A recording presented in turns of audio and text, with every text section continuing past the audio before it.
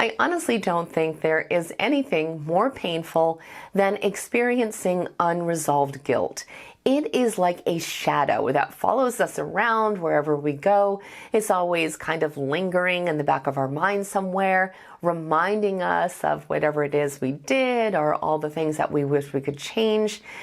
And no matter how busy we are or how much we try to distract ourselves, that guilt always seems to be there.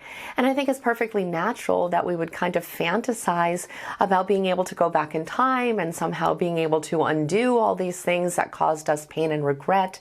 But unfortunately, in reality, this is simply not possible. But even though it's true that not all situations are fixable, I want you to know, as impossible as it may seem right now, that we still absolutely have the power to be able to make peace with our past mistakes so they no longer control us and cause us to continuously suffer, even when we feel like whatever we did was truly unforgivable.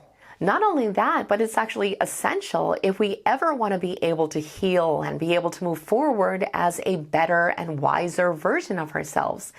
And even though I know how difficult it can be to even consider forgiving ourselves, it really is the only way to escape the cycle of pain and regret. So if you are in a place where you feel like you just can't move past something, but you are finally ready to start on that journey, I'm going to go ahead and share with you some journaling prompts that have been incredibly healing for me, that I consistently go back to whenever I'm having trouble forgiving myself, and I'm confident that they will help guide you to that same sense of peace and release. Now, if you've never tried journaling, I think you're going to find it to be incredibly cathartic because it allows us to work through our emotions in a way that very few practices can.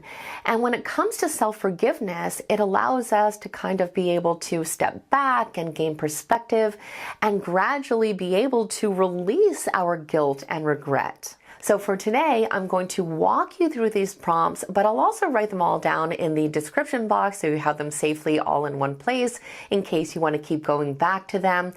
And please remember, there is no right or wrong way to answer these questions. Just write whatever comes to mind.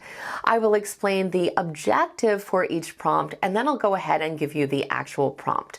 So with all of that being said, let's dive in. Now, the first step is going to be to name the weight you're carrying. We need to get perfectly clear about what we're actually forgiving ourselves for. A lot of times we just carry around all this guilt without ever really defining it. We just feel this sense of heaviness. So let's put it into words.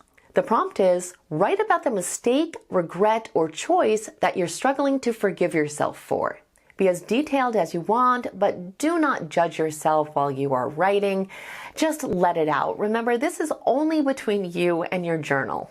Now, the next step is to separate yourself from the mistake. It is so important that we realize that a mistake is just something that we did. It's not who we are.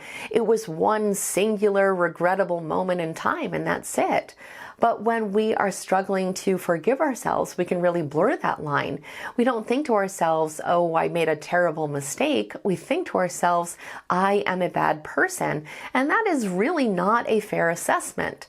So let's step outside of that self-judgment for a moment. Here's your prompt. If your best friend or someone you love made the same mistake, what would you say to them? Would you tell them that they deserve to carry this guilt forever? Would you say that they're a terrible person? Or would you remind them that they're human? Once you have something written for this one, I want you to read it back to yourself over and over again. That kindness that you just offered to someone else, you deserve that too. Now, our next step is to find the lesson and not just the pain. One of the biggest reasons we hold on to guilt is because we feel like we need to, like it's the only way we can prove that we learned something. But real growth does not come from punishment. It comes from reflecting and then moving forward. So the prompt for this one is, what did this mistake teach you? Even if you can't see a lesson yet, how has this experience shaped you? What would you do differently now because of it? I want you to remember here that you don't ever have to feel grateful for what happened, and it's probably not even a realistic goal. But if you can take something from it, whether that be wisdom or strength or even a deeper understanding of yourself, then it wasn't wasted. Okay, our next step is to release the need for punishment. I think this can be the hardest part for many of us because we can feel like we deserve to feel guilt and we don't deserve to let it go because we think that if we forgive ourselves, then we no longer care or it's like we've somehow gotten away with it. But I want you to consider this. Who is benefiting from you continuously punishing yourself? Who is really helped by your suffering? No one. It doesn't help anyone or anything at all. So here's your prompt. Write down every reason you believe you don't deserve to forgive yourself. Then next to each one, challenge it. Is this truly fair? Would you say this to someone else? When you're done, really reflect on your answers. But after that, I hope you tear this page out. Just rip it up, burn it if you want to. But we have to get rid of these toxic beliefs. We cannot allow these thoughts to control us any longer. And releasing them really is the only way for us to make space for healing and self-compassion. And that brings us to the last step, which is to write your own closure. Please know that self-forgiveness is not about trying to erase the past. It's about releasing its grip on us. We may never get closure from someone else, but we can learn to give it to ourselves. And with that in mind, the next prompt is, write yourself a letter of forgiveness. And if that feels too hard, start with writing something like, I am open to the idea that I might not need to carry this forever, or even if I don't feel ready, I am willing to try.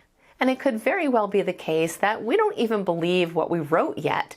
And that is totally fine because we have to remember that forgiveness is not a one-time event. It really is a process. And as of today, we started, and that is huge. And of course, we don't have to stop here. We can keep going with this. We can write whatever's in our heart. We can use that journal as a safe place for us to explore our emotions in a very, very honest way. And as we do this, we're going to find that we begin to experience healing and we start to feel a lot of peace within ourselves that we really didn't feel before. I also want to quickly mention that if you feel like you need further support, I do have an entire playlist on this topic that I will link down in the description box. I want to thank you so much for being here today. I truly hope that you find this exercise to be beneficial. Let me know all about it in the comments. I wish you nothing but strength, compassion, and growth on this journey, and I will see you in the next video.